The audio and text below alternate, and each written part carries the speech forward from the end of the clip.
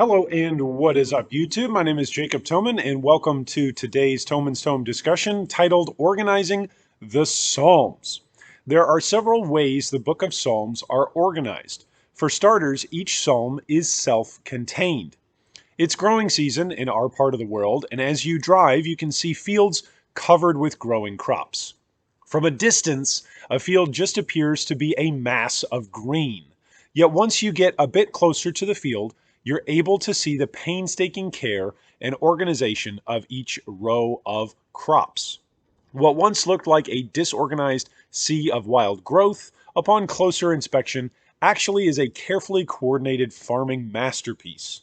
The Psalms are like this.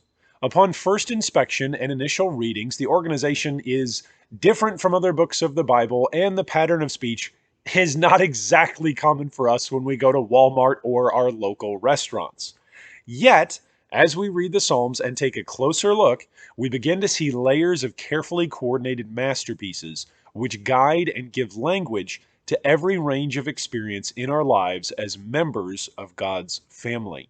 I need to give a shout out to my wife, Mrs. Toman, for giving me that wonderful word picture of the farming crops. She came up with that a couple of weeks ago, and I've been just itching to use it. It's wonderful, and it's a great illustration for the book of Psalms. The book of Psalms is divided up into 5 mini books. You may notice this as you flip through the Psalms yourself. Book 1 covers the first 41 Psalms. Book 2 covers Psalms 42 through 72. Book 3 covers Psalms 73 through 89. Book 4 covers Psalms 90 through 106. And then the final book, Book 5, covers Psalms 107 through 150. In each book of the Psalms, you'll notice that there are ups and downs, or there are ebbs and flows. There's a rhythm to it.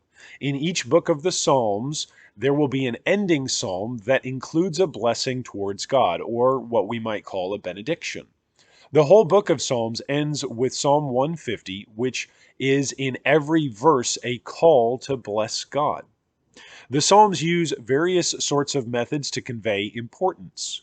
In modern internet English, when we want to express that something is very important, we might underline a word, or use capital letters, or use a bold type font, or italicize a quote.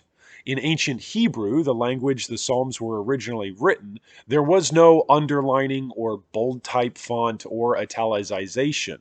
Instead, the Psalms employ repetition, statements and then responses, questions and then silences, comparisons and contrasts, figures of speech, acrostics, chiasms, and even more different methods to convey significance and meaning.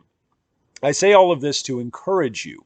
Don't be shocked if you read one psalm and it sounds very different from the next psalm that you read. Some of the Psalms were written by David around the year 1000 BC. Others of the Psalms were written during the exile of Israel in Babylon around the late 700s BC. The Psalms give us language from believers who experienced different lives, trials, joys, and laments. Yet, despite all the differences of the Psalms, they hold uniform the one God who is worthy of praise. They proclaim the glorious wonders of the one God's majestic deeds. They stir up the believer to seek after God's word and God's ways. They give example after example in creation and life experience of what it means to pursue the righteous, holy God in all of life's circumstances. As promised earlier this week, here are some suggestions for your reading throughout the summer. These psalms are categorized as short, medium, and long psalms to help you gauge your own time and what to read with the few minutes you might have on your own each day, or maybe at a meal with your family, or maybe listening during a long commute. Later on this week, I'll include some questions for you to consider as we begin to read through the Psalms this summer.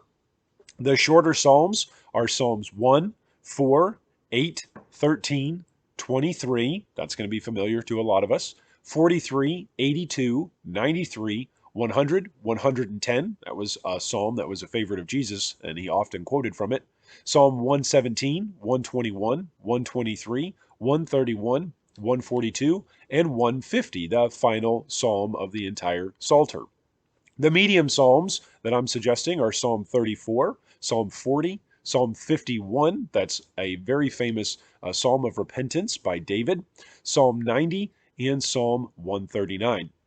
The longer psalms that I'm suggesting are Psalm 18, Psalm 37, Psalm 69, Psalm 78, Psalm 89, Psalm 105, Psalm 107, and Psalm 119, which is the longest single section in the Bible, or the longest chapter in the entire Bible. Psalm 119 is so long, it's subdivided by an acrostic into 22 subsections, each one named after a different letter in the Hebrew alphabet.